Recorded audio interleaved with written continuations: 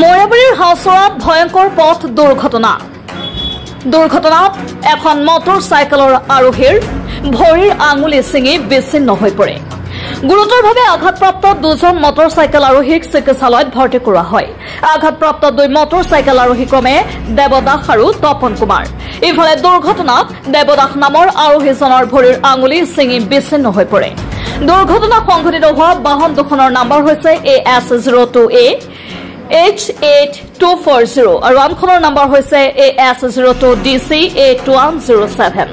ঘটনাস্থলীত ভেলুগুৰি আৰক্ষী উপস্থিত হৈ উদ্ধাৰ কৰে দুৰ্ঘটনাগ্ৰস্ত বাহন দুখন।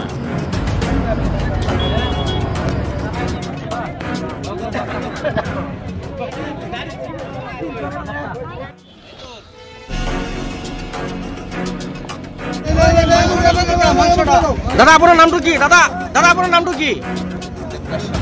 দেৱদাস। হেৰি টাটা মেজিক এখন আৰু এই আপোনাৰ মটৰচাইকেল এখন দুখনৰ মুখামুখি খুন্দা হয়। হ'লেও আমি জনামতে মানে আমি দেখা মতে দুটো অলপ 4 চকাৰ আছে, 4 চকাৰ বেছি দূৰ, কিন্তু আমি জনামতে বাইকৰ আৰোহী দুজন ঘৰ তেজপুৰ বুলি গম পাওঁ। এতিয়ালৈ ক'ত লৈ গৈছে মানুহজনক? এতিয়া দুজনক পুলিচ বাহিনী আহি পেলাই মৈৰাবাৰী FIR লৈ গৈছে। 11:30মান বজাত আমাৰ হাওচৰা চিণ্ডিকেট বজাৰত মৈৰাবাৰী আৰু লাহৰীঘাটৰ মাজত আপোনাৰ 4চকীয়া এখন বাহন সৰু মেজিক ট্ৰাক হয় বালি ভৰ্তি কৰি পেলাই লাহৰীঘাটৰ পৰা আপোনাৰ মৈৰাবাৰীৰ ফালে গৈ আছে।